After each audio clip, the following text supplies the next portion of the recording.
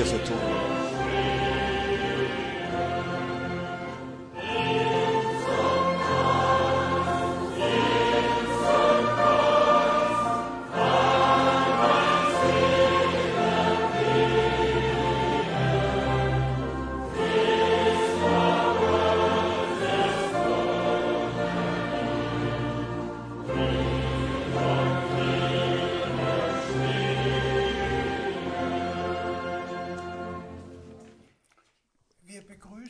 Nous vous saluons encore aujourd'hui. Nous saluons tous les frères et toutes les sœurs, tous les amis qui se sont connectés à cette observation biblique de la parole de Dieu avec et par Frère Franck. Nous vous saluons très fraternellement. Nous sommes reconnaissants à Dieu pour ces possibilités qui nous accordent toujours de nouveau d'écouter la parole de Dieu. Qu'il puisse aussi maintenant le faire. Je lis pour commencer une parole de l'Écriture de Marc, chapitre 1, versets 1 à 3. Commencement du message du salut de Jésus-Christ, Fils de Dieu. Selon ce qui est écrit dans Ésaïe le prophète, voici, j'envoie devant toi mon messager qui préparera ton chemin. C'est la voix de celui qui crie dans le désert. Préparez le chemin du Seigneur, aplanissez ses sentiers. Prions. Père céleste, nous te remercions pour ces possibilités que nous avons maintenant d'écouter ta parole. Nous te demandons la conduite de ton esprit et ta bénédiction. Bénis tous ceux qui maintenant écoutent ta parole. Dans le saint nom de Jésus. Amen. Bien-aimés frères et sœurs, je vous salue tous aussi très très fraternellement. C'est un jour particulier pour moi et pour nous tous. Le vendredi de Pâques est le jour très particulier qui nous rappelle l'œuvre accomplie de la rédemption. Et nous sommes reconnaissants au Seigneur pour cela de tout notre cœur, de ce que nous avons les possibilités d'écouter sa sainte et précieuse parole et l'annoncer dans le monde entier. Très particulièrement, je voudrais remettre toutes les salutations, comme déjà si souvent, des frères appellent et nous souhaitent à tous les riches bénédictions de Dieu, particulièrement de l'Afrique, que ce soit un docteur Mbilé, le frère Joseph Longa, et tous les frères remettent les salutations, le frère Cécile, le frère Jovava, tous les frères remettent les salutations, et le docteur Mbilé salue, et ensuite notre frère Müller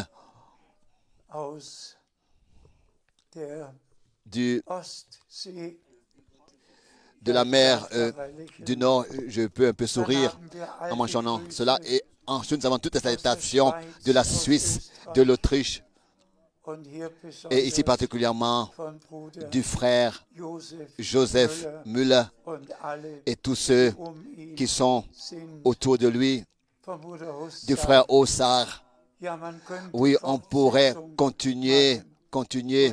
Le frère Baumgartner, tous nous remettent leur salutation très, très fraternelle. Et nous pouvons à chaque fois nouvellement le répéter. Dieu nous a donné la grâce d'avoir reçu la connexion à ce qui appartient à la perfection. Et nous avons dans la parole d'introduction lu le commencement du message du salut de Jésus-Christ, Fils de Dieu. Et c'est ainsi que les deux prophéties de l'Ancien Testament sont citées et écrites. Bien-aimés frères et bien-aimées sœurs, aussi certains, aussi sûrement que Dieu a mené à bien le début du Nouveau Testament selon l'accomplissement des prophéties bibliques qui étaient destinées à la première venue du Christ. C'est ainsi qu'un total de 109 prophéties ont été accomplies lors de la première venue de Christ, dont 24 de ces 109 du vendredi saint au dimanche de Pâques ont été accomplis. Et nous sommes simplement reconnaissants pour l'Ancien et le Nouveau Testament, reconnaissants pour l'orientation biblique. Et disons-le encore une fois, aussi certain, de même que le Nouveau Testament a pris son cours, comme il a été annoncé dans la prophétie biblique, de même, le Nouveau Testament, oui, ce qui doit arriver dans le Nouveau Testament suit son cours et s'achève exactement comme cela a été annoncé dans les Saintes Écritures. Et cette fois, dans l'Ancien et le Nouveau Testament, tel que cela a été annoncé à l'avance. Aujourd'hui, nous n'aborderons pas les questions politiques. En ce vendredi saint, vendredi de Pâques, nous voulons nous consacrer à ce sujet. Extérieurement, on pourrait dire beaucoup de choses, aussi surtout ce qui concerne le nouveau livre du pape, qui veut voir un nouvel ordre mondial. Absolument. Oui, il voit même venir cet ordre mondial. Et j'ai pensé à ce qui s'est passé en 1776 aux États-Unis. Un nouvel ordre mondial devrait être créé. Mais maintenant, il va arriver. J'ai apporté un billet d'1 $. Voici au dos la pyramide avec l'œil et aussi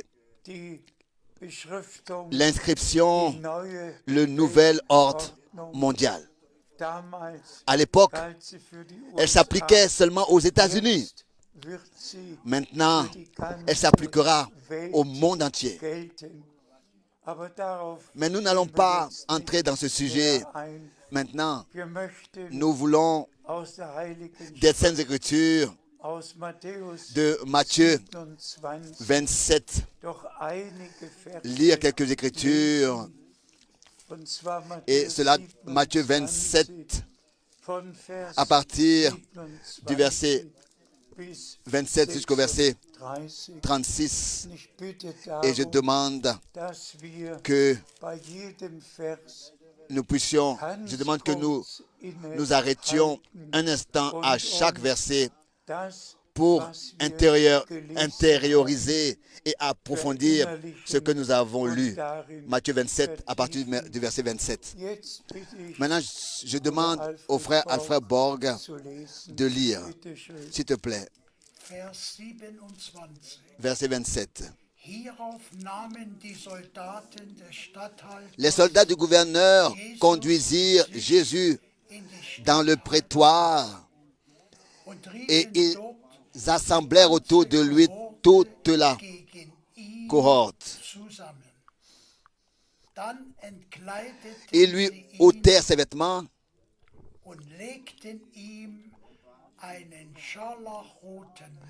et le couvrirent d'un manteau écarlate.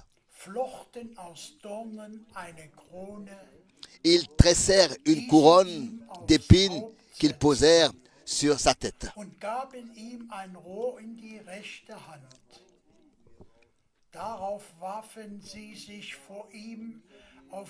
Et ils lui mirent un roseau dans la main droite, puis s'agenouillant devant lui, ils le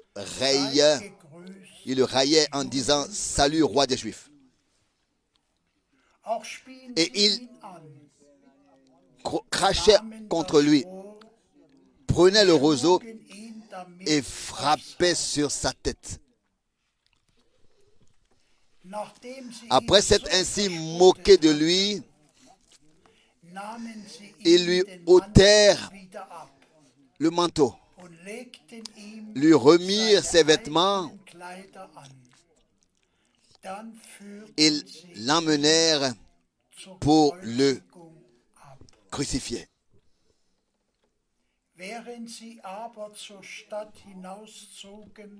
Lorsqu'ils sortirent, ils rencontrèrent un homme de Cyrénée, appelé Simon, et ils le forcèrent à porter la croix de Jésus. Arrivés au lieu nommé Golgotha, ce qui signifie lieu de crâne, ils lui donnèrent à boire du vin mêlé de fiel.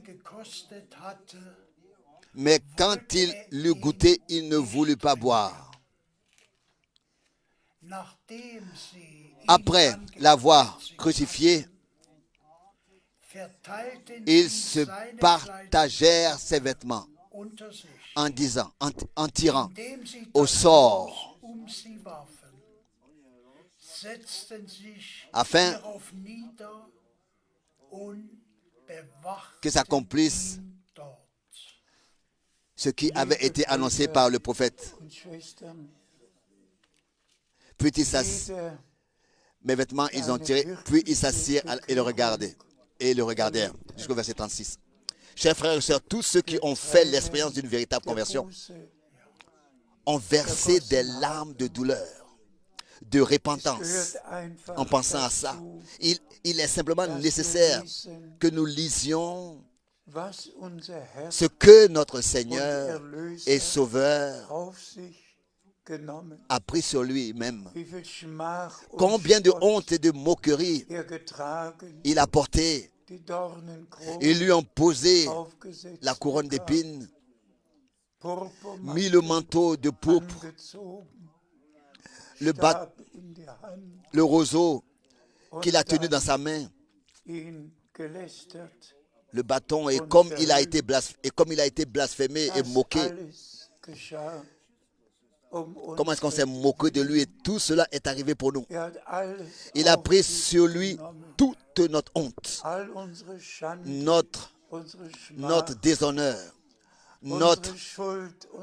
nos fautes et nos péchés, tout.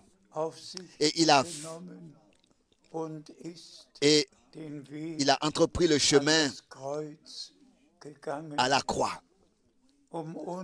pour nous racheter, pour nous réconcilier avec Dieu et pour nous donner la position de fils et de filles, pour faire des enfants d'hommes, des enfants de Dieu. Au Seigneur soit la reconnaissance pour sa grâce et pour son amour qui ont été manifestés, révélés sur la croix à Golgotha. Et comme je l'ai dit maintes et maintes fois, ces derniers temps, le salut est fondé dans l'amour. Et tous les rachetés sont aussi fondés dans l'amour. Car Dieu a tant aimé le monde. Et tous les rachetés portent avec eux et en eux le pardon, la réconciliation, la grâce et le salut. Nous sommes morts avec Christ et avons été crucifiés avec lui. Nous avons été enterrés avec lui et ressuscités avec lui pour une nouvelle vie, la vie éternelle. Nous voulons encore lire 2 versets. Le premier dans... Oui, peut-être prenons simplement Marc, chapitre 15.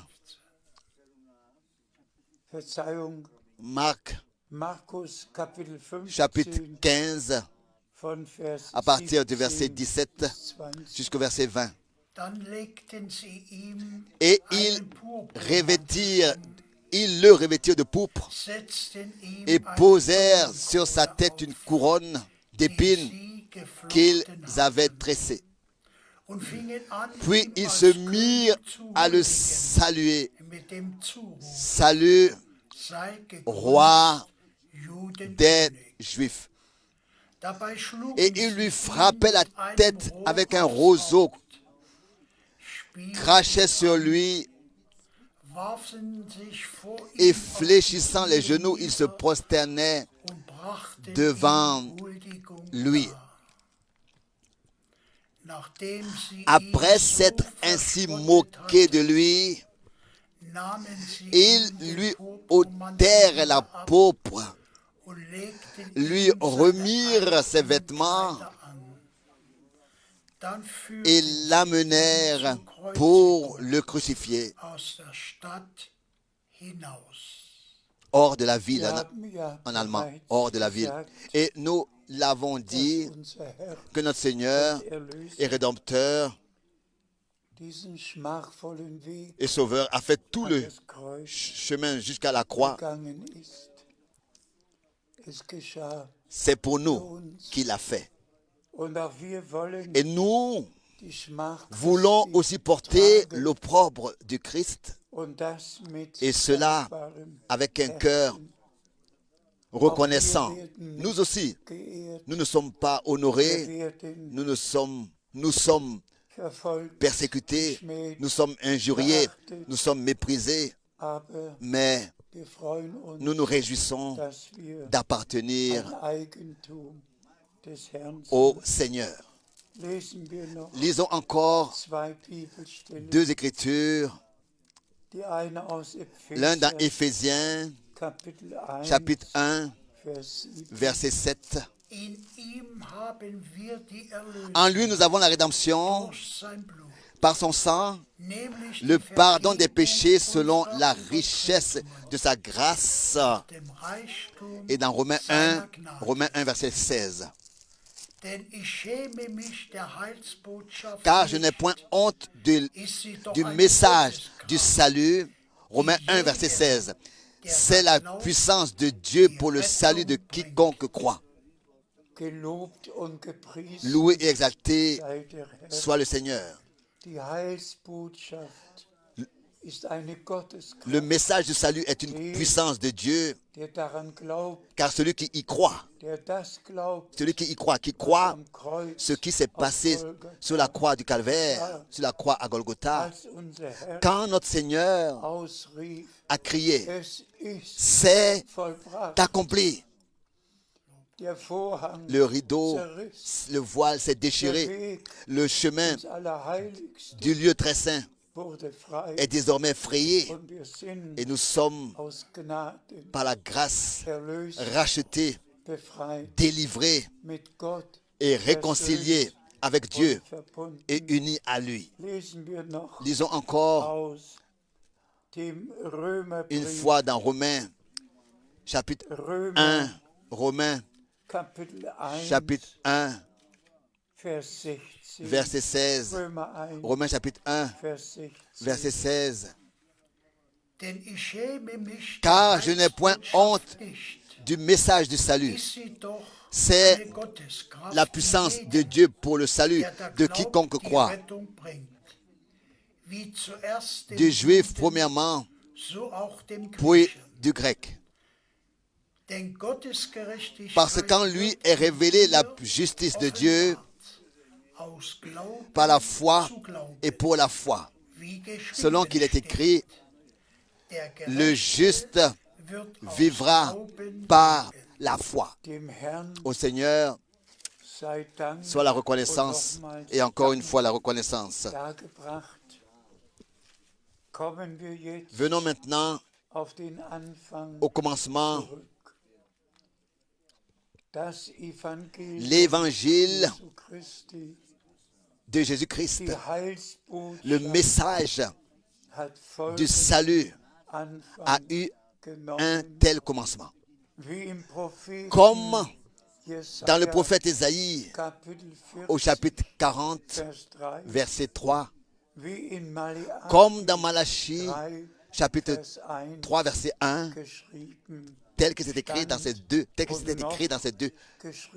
chapitres et tel que c'est encore écrit.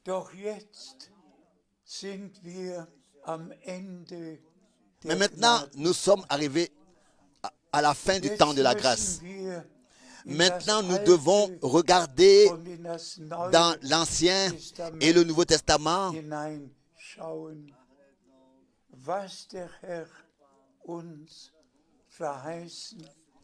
et regarder ce que le Seigneur nous a promis et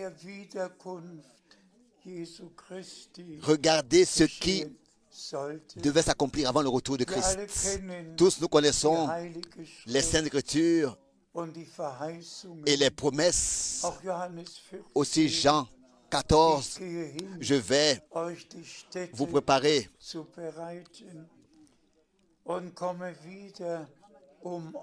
une place, et lorsque je m'en serai allé et que je vous en aurai préparé une place, et que je vous aurai préparé une place, je reviendrai et je vous prendrai avec moi afin que là où je suis, vous y soyez aussi.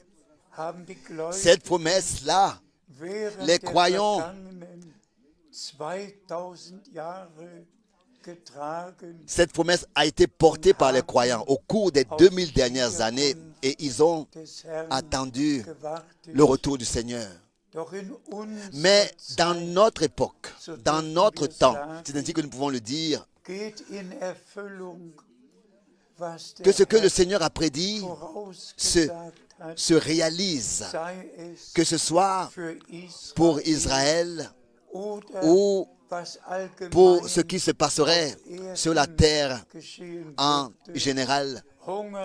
Famine, peste, disette, perplexité, changement climatique, tout cela devait arriver et tout cela arrive sous nos yeux. Et aucun d'entre nous ne connaît la suite. Ils sont tous désemparés car une telle situation ne s'est jamais produite auparavant. Mais venons à notre sujet, c'est-à-dire Venons au sujet du retour de Jésus-Christ, notre Seigneur. Et là, nous devons dire que Dieu veille, que Dieu a veillé sur sa parole. Et lorsque le temps fut accompli et que l'appel devait être apporté et que le message devait précéder la seconde venue du Christ, c'est alors que le Seigneur fidèle se révéla à nouveau dans la nuée et la colonne de feu comme au temps de Moïse et d'Israël, comme dans l'expérience puissante que Paul a eue sur la route de Damas. Il a vu la lumière surnaturelle qui était plus brillante que le soleil à midi et a demandé « Qui es-tu, Seigneur ?» Et la réponse était « Je suis Jésus que tu persécutes. » Dans cette nuée de lumière, le Seigneur s'est aussi fait connaître à notre bien-aimé frère Branham. Des milliers de personnes, oui, ils sont estimés à 3000, étaient présentes lorsque cette lumière surnaturelle est descendue visiblement le 11 juin 1933, alors que l'homme de Dieu baptisait dans la rivière l'Ohio et qu'il était sur le point de baptiser la 17e personne, un frère. C'est alors que cette lumière surnaturelle est venue sur frère Branham avec un rugissement et la voix a retenti. Tel que Jean-Baptiste a été envoyé comme précurseur de la première venue de Christ, c'est ainsi que tu seras envoyé avec un message qui sera précurseur du retour de Christ. Et bien aimés frères et sœurs, Dieu m'a accordé la grâce de connaître cet homme particulièrement, personnellement, et de rencontrer des gens qui avaient été présents depuis le commencement. Sans ici entrer dans les détails de ces choses, laissez-moi aussi mentionner le 2 avril 1962. Nous avons aussi eu exactement le vendredi de Pâques, le 2 avril, un jour très spécial pour moi. Et ceux qui ont lu l'histoire de l'Église savent qu'il est rapporté que le dimanche des rameaux était un 2 avril, quand Jésus est entré à Jérusalem, et là les branches de palmier ont été répandues sur le chemin. Le 2 avril a pour moi une signification très, très spéciale. Parce que l'expérience et l'appel, le mandat que le Seigneur m'a donné à ce moment-là est en relation directe avec le ministère et le mandat de frère Branham. Je peux me souvenir de toutes les expériences surnaturelles malgré ma mauvaise mémoire, dont on juge généralement, mais j'ai une bonne mémoire lorsqu'il s'agit des expériences personnelles dans lesquelles le Seigneur m'a donné des instructions.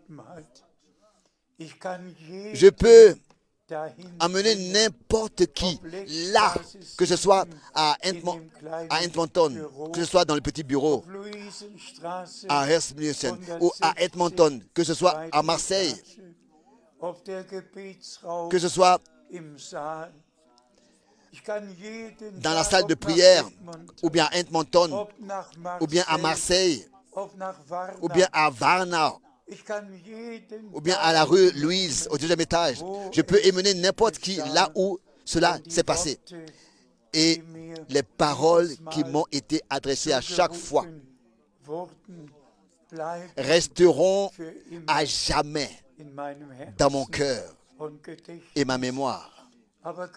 Mais c'était justement ce lundi 2 avril 62. Je me suis levé tôt. Je me suis préparé pour la journée. Je suis donc allé à la fenêtre. J'ai tiré les rideaux. J'ai regardé dehors. La nuit était presque terminée, mais le soleil n'était pas encore levé. Et je suis revenu dans la chambre. Je me suis retourné et j'ai regardé à la fenêtre. Et alors, c'est à ce moment-là que la voix audible du Seigneur a retenti. Mon serviteur, ton temps pour cette ville est bientôt terminé. Je t'enverrai dans d'autres villes pour prêcher ma parole. Mes chers, je me suis affaissé. Je suis tombé sur la gauche et il m'a fallu un certain temps pour pouvoir me relever. Puis, je me suis levé et mes genoux ont vacillé d'avant en arrière. Mais je me suis levé, et j'ai regardé à la fenêtre et j'ai dit, Seigneur, ils ne m'écouteront pas. Ils ont tout en abondance et ne sont pas prêts à écouter. Je venais à peine de terminer ma phrase que la parole du Seigneur a retenti pour la deuxième fois. Mon serviteur, le temps arrive où ils t'écouteront. Faites des réserves de nourriture et de provisions, car une grande famine s'annonce. Puis tu te tiendras au milieu du peuple et tu distribueras la nourriture. Ces paroles sont aussi vraies que n'importe quelle parole dans la Bible, de la Bible. Vous tous, vous savez ce que le Seigneur a dit d'autre. Ne fonde pas d'église locale, ne publie pas de livres de cantiques, car c'est le signe d'une dénomination. Vous savez ce que le Seigneur m'a dit à cette époque.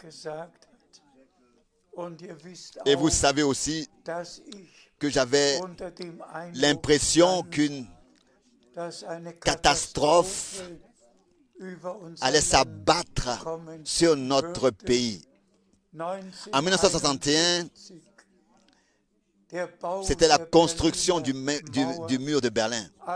Tout le monde était en suspens sur ce qui allait se passer ensuite.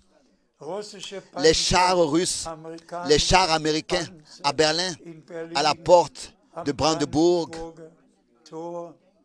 Nous ne savions vraiment pas ce qui allait vraiment se passer ensuite.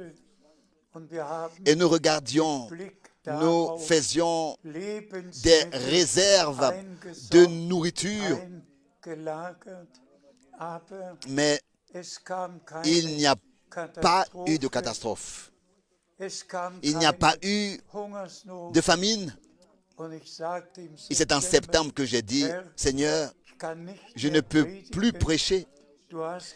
Tu as dit qu'une famine arrivait et elle n'est pas arrivée. Je dois arrêter de prêcher. Et pour faire court, j'ai pris la décision de prendre l'avion pour aller voir frère Branham et lui en parler. Il était pris jusqu'au début du mois de décembre et le Seigneur s'est arrangé pour que je puisse être avec frère Branham au début du mois de décembre. Et frères et sœurs, personne ne peut imaginer ce que cela a signifié pour moi quand cet homme de Dieu a répété les mots exacts que le Seigneur m'a dit le 2 avril et qu'il a même poursuivi en disant: tu pensais qu'il y aurait un désastre terrestre à venir, une famine terrestre, et vous vous êtes stocké de la nourriture terrestre, de la nourriture naturelle. Mais Dieu va envoyer une famine pour entendre ces paroles, comme il est écrit dans le prophète Amos. Et la nourriture que tu dois emmagasiner est la parole promise pour ce temps. Et cette nourriture se trouve dans les messages qui ont été emmagasinés sur bande, enregistrés sur bande. Ça, c'est aussi vrai que Dieu vit. J'ai apporté aujourd'hui une bande magnétique pour que tout le monde sache, pour que tout le monde sache ce que cela signifie. Voici à quoi ressemblaient les bandes magnétiques. Voici à quoi ressemblaient les bobines. Et chaque sermon de frère Branham m'a été envoyé. Et j'ai pu stocker la nourriture. Si vous voulez le voir, vous pouvez voir tous les sermons sur bande magnétique que j'ai stockés, emmagasinés au fil des ans, parce que chaque prédication, chaque sermon m'a été envoyé. Donc, résumons donc, le 2 avril 1962 a la même signification pour moi que l'appel de Moïse lui-même pour son mandat, pour l'appel de Josué pour son mandat, pour l'appel de frère Branham pour son mandat. Car c'est le même Seigneur qui a prononcé l'appel, qui a prononcé l'envoi, la commission. Et j'ai dû écrire dans ma première lettre circulaire en 1966, j'ai dû écrire à la fin, agissant de la part de Dieu. Ce qui se passe maintenant, frères et sœurs bien-aimés, se passe sous le mandat direct de Dieu. Tout comme William Branham a été mandaté par Dieu pour apporter le message divin. Et disons aussi, frères et sœurs, bien-aimés, cela incluait vraiment tout. Toute la prophétie biblique, tout l'enseignement biblique, tout faisait partie du message divin concernant la divinité, les sujets sur le baptême, sur la Sainte Seine, le souper. Fondamentalement, tous les thèmes bibliques devaient être et étaient aussi traités. Et vous connaissez toute la représentation, n'est-ce pas, de la Trinité. Les uns l'ont représenté comme ça, les autres différemment. Ici, la pyramide, Père, Fils, Saint-Esprit, ils ont tous eu leur représentation parce qu'ils croient que Dieu, d'éternité en éternité, est constitué de trois personnes en tant que Père, Fils et Saint-Esprit. Et cela est le plus grand mensonge qui existe. Il n'y a qu'un seul Dieu d'éternité en éternité. Un seul Dieu unique. Et ce Dieu unique, constitué d'une seule personne, afin de réaliser son propre plan de salut, ce Dieu unique s'est révélé s'est révélé au ciel comme notre Père et dans son Fils, seul engendré de lui, et ensuite dans l'Église, le même Dieu par le Saint-Esprit. Dieu au-dessus de nous, Dieu parmi nous et Dieu en nous, un et le seul même Dieu. Différentes révélations qui appartiennent au dessein du salut de Dieu. Et pour cela aussi, nous sommes reconnaissants. Pensez à ce qui a été fait avec la formule de la Trinité.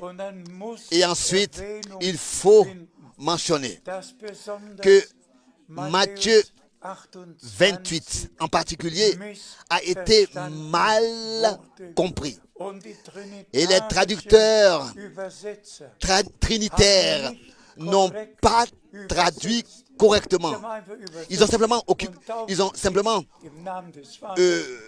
traduit et baptisé au nom du Père, du Fils et du Saint-Esprit.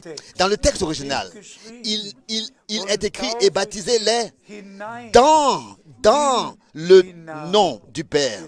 Pas au nom, mais dans le nom. Et dans le nom du Père, du Fils et du Saint-Esprit. Le baptême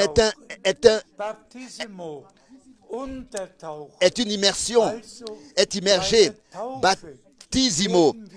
Donc, dans le baptême, nous sommes baptisés dans ce nom unique dans lequel Dieu s'est révélé en tant que Père, dans le Fils et ensuite par le Saint-Esprit. C'est dans ce nom-là que nous sommes baptisés. Et c'est peut-être raison que ce soit Actes des Apôtres chapitre 2, Actes des Apôtres chapitre 8, Actes des Apôtres chapitre 10, Actes des Apôtres chapitre 19, tous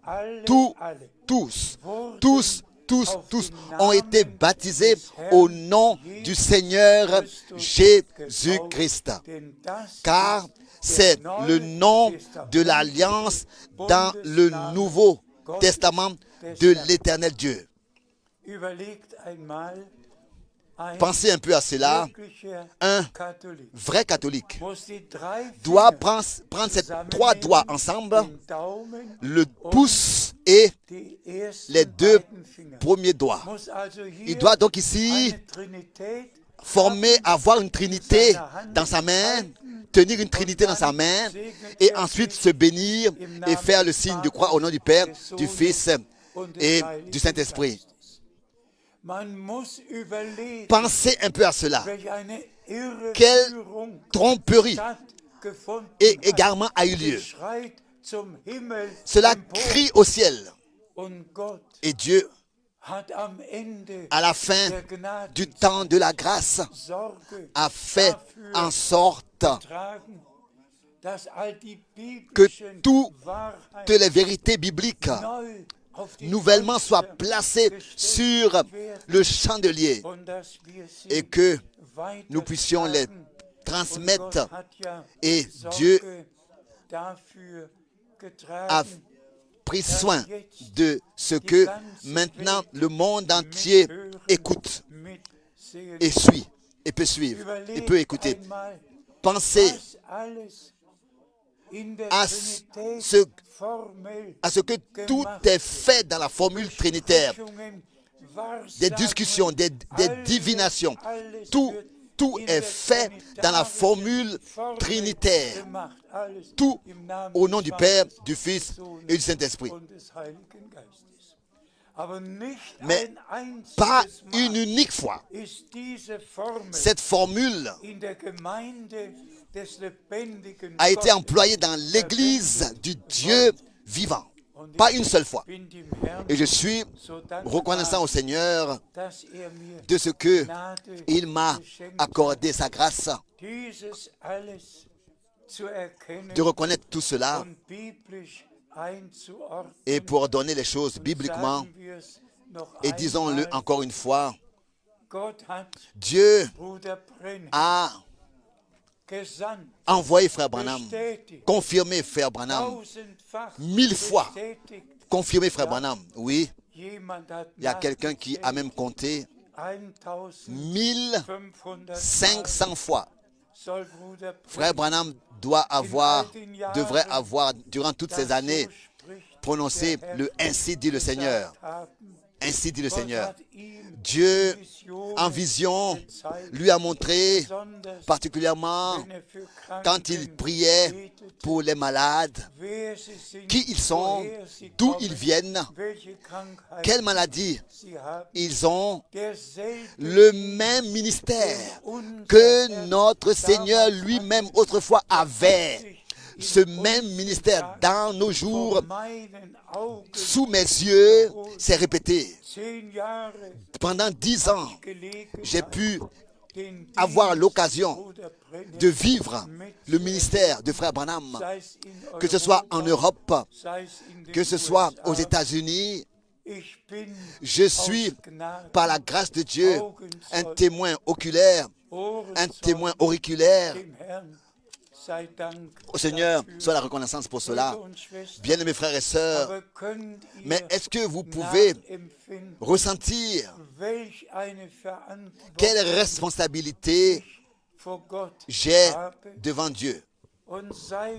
Et depuis le retour à la maison de Frère Branham,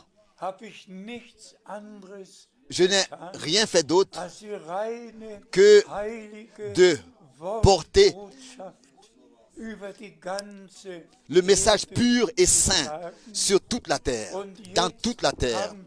Et maintenant, nous avons l'occasion d'avoir le monde entier connecté. Et si je parlerais maintenant à Krefeld, à Zurich, ou à Salzbourg, ou Paris, ou Londres, le monde entier écoute. Et bien, mes frères et sœurs, je vous demande, reconnaissez le jour et le message. Dieu, le Seigneur, qu'il puisse ouvrir vos yeux. Il ne s'agit pas de frère Frank, il ne s'agit pas de frère Branham, il ne s'agit pas de Paul. Il s'agit du dessein du salut de notre Dieu avec l'Église rachetée. Et le Seigneur a établi des ministères dans l'Église, apôtres, prophètes, bergers, docteurs, évangélistes. Et Dieu a fait en sorte que par le ministère de Frère Branham, la partie de l'évangile, de la prophétie, ont été particulièrement éclaircies Dieu m'a accordé la grâce de souligner particulièrement le domaine de l'évangile et de l'enseignement et d'inclure aussi toute la prophétie biblique. Une parole adressée à tous les frères dans le service. S'il vous plaît, ayez de la compréhension de ce que veuillez comprendre ce que je fais avec les déclarations de frère Branham qui n'étaient parfois pas exprimées jusqu'au bout. Et là, il faut, avec cette déclaration qui n'est pas achevée, prendre la suivante ensemble avec la première pour la comprendre la première déclaration avec précision. Mais maintenant, il ne s'agit plus de citations de frère Branham qui sont difficiles à comprendre pour ensuite en faire des propres explications et interprétations. Maintenant, il s'agit que l'épouse parole n'ait réellement aucune part à une seule et unique interprétation. Mais nous devons comprendre qu'un message clair et vrai a été apporté dans notre génération. Et je suis reconnaissant pour cette expression, message du salut. Si le salut de Dieu, le pardon, la réconciliation, le rachat ne sont pas le contenu du message, alors vous pouvez oublier ce message. L'évangile de Jésus-Christ est le message divin du salut qui est adressé à l'humanité. Et tous ceux qui sont de Dieu écoutent ce que le Seigneur dit à l'Église des premiers-nés. Maintenant, écoute ce qu'il a à leur dire maintenant. Encore une fois, au commencement, ces versets bibliques ont été nommés de Marc chapitre 1 qui se sont accomplis autrefois. Et Jean-Baptiste savait exactement, très exactement, quel verset biblique se référait à lui et à son ministère. Et je voudrais je ne vais pas ici encore continuer à mentionner des expériences, mais en tout, 17 fois, il y a eu ces expériences où le Seigneur s'est adressé à moi en tant que mon serviteur. Mais seulement pour que vous puissiez comprendre ce qu'il y a entre mon ministère et celui de frère Branham. Et ces deux ministères appartiennent ensemble, vont ensemble. Mon ministère est une partie inclusive. Et je voudrais encore parler de l'expérience que j'ai eue à Edmonton. En 1976, donc 76, j'avais déjà parcouru la moitié du monde. Et cela a été connu particulièrement au Canada, ce que Dieu a fait et fait dans le monde entier. Alors, vint le samedi en question, avant midi, vers 10 heures, quand Denis Bables vint à moi dans la maison où j'étais invité et me disait tout simplement, frère Frank, ton ministère est connu dans le monde entier et le ministère de frère Branham est écrit dans la Bible, est promis dans la Bible, nous le voyons, nous le reconnaissons, nous sommes reconnaissants à Dieu pour cela. Est-ce que ton ministère ne devrait-il pas aussi être trouvé dans la Bible? Je l'ai interrompu et je lui ai dit, s'il te plaît, tais-toi et laisse-moi tranquille avec de telles pensées. Et nous avons donc continué à parler en général d'autres choses. C'était le samedi, le 18. Donc dimanche, non, oui, dimanche matin, très tôt. Oui, frères et sœurs. Et maintenant encore, j'étais aussi habillé, préparé. Je me suis assis dans la chambre et j'attendais si j'entendrais quelqu'un dans la maison qui serait déjà réveillé. Est-ce que les gens sont déjà réveillés? Le soleil brillait déjà dans la chambre et subitement, je me suis levé et j'ai tendu ma main et je voulais prendre la Bible. Je l'ai prise aussi. Et à ce moment-là, la voix puissante du Seigneur a retenti. Mon serviteur, je t'ai déterminé selon Matthieu 24, du verset 45 au verset 47, à distribuer la nourriture au temps convenable. Les paroles sont aussi vraies que Dieu vit. Aussi les versets. Les versets ont été nommés aussi vrais que Dieu vit. Et vous pouvez vous imaginer ce qui s'est passé en moi. Ce qui se passait en moi, j'ai bien sûr relu les versets.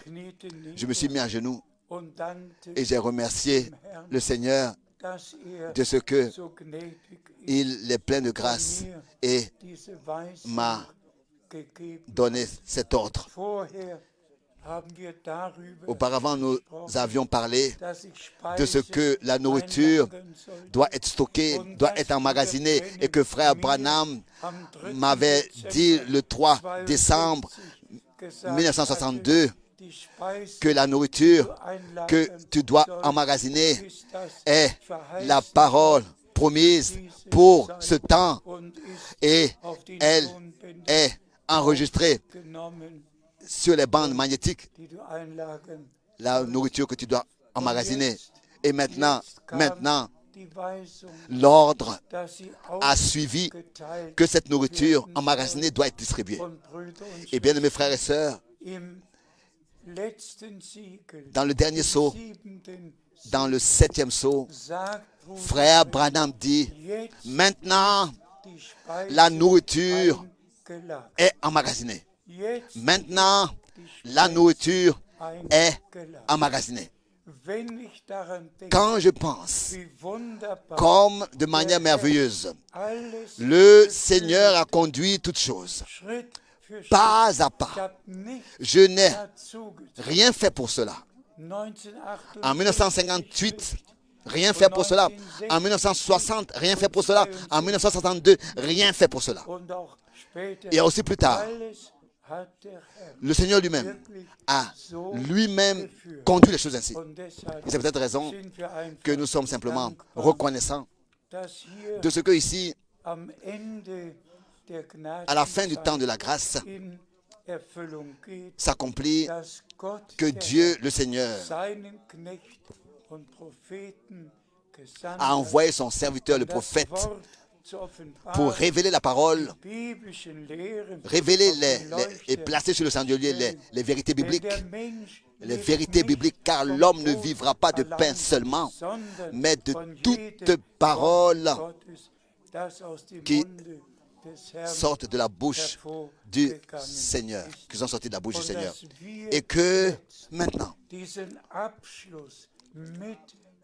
nous voyons cette fin.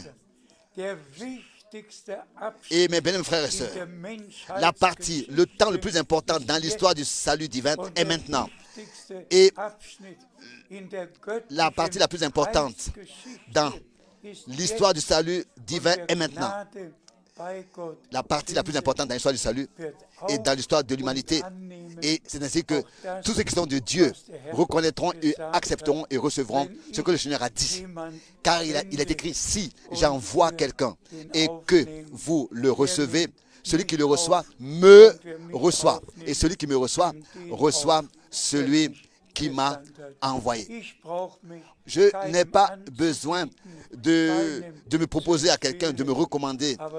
Mais il y a une chose que je sais, c'est que Dieu fait toutes choses selon son plan et que nous sommes une partie de ce plan divin du salut et que dans cette toute dernière partie de son dessein, nous vivrons par sa grâce la perfection.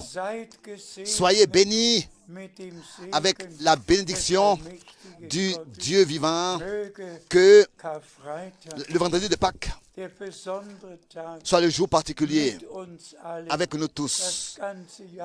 Toute l'année, qu'il reste le jour le plus particulier pour nous toute l'année. Aussi la résurrection, la puissance de la résurrection, qu'elle puisse nous accompagner.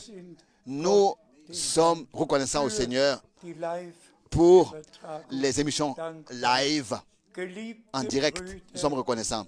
Bien-aimés frères et sœurs, bien-aimés frères dans le ministère, soyez bénis de la bénédiction du Dieu Tout-Puissant et n'ajoutez rien au témoignage clos des Saintes Écritures.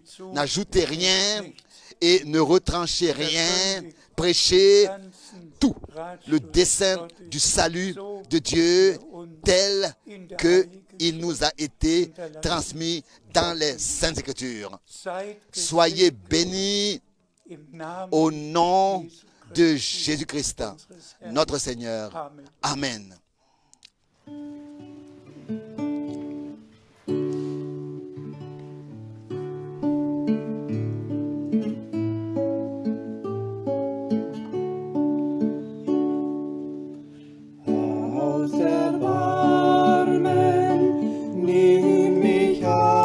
Accueille-moi par miséricorde.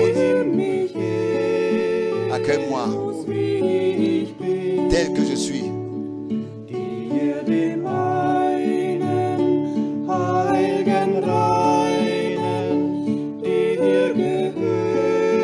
À toi, j'appartiens pour toujours.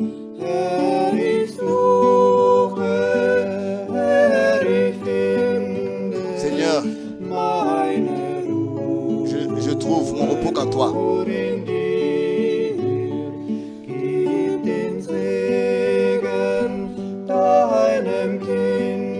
Accorde à tes enfants la bénédiction.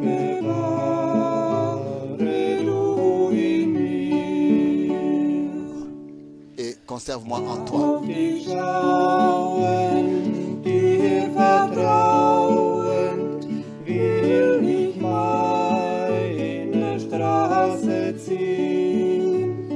Avec toi, je veux marcher. Ne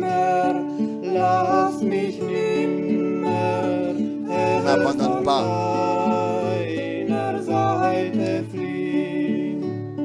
Et ne me permets pas que je m'éloigne de toi. En toi, et en toi seul, je trouve mon repos.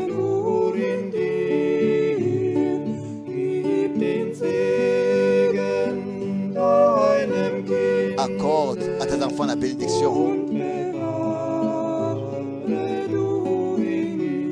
Et garde-moi en toi.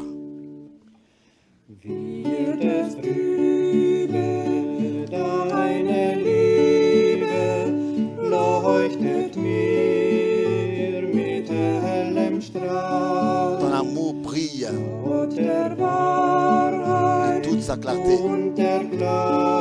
Ta vérité et ta clarté me conduit par l'obscurité. Seigneur, c'est en toi seul que je trouve le repos.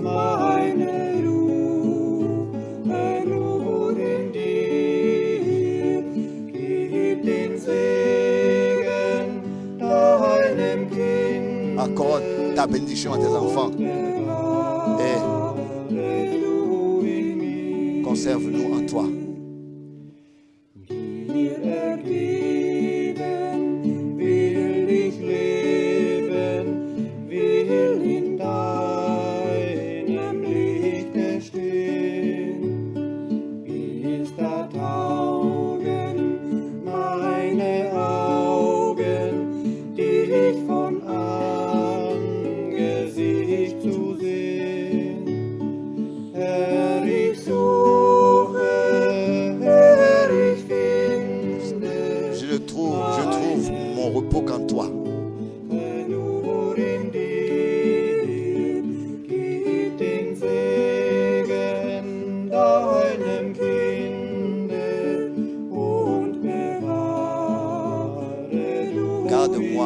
toi.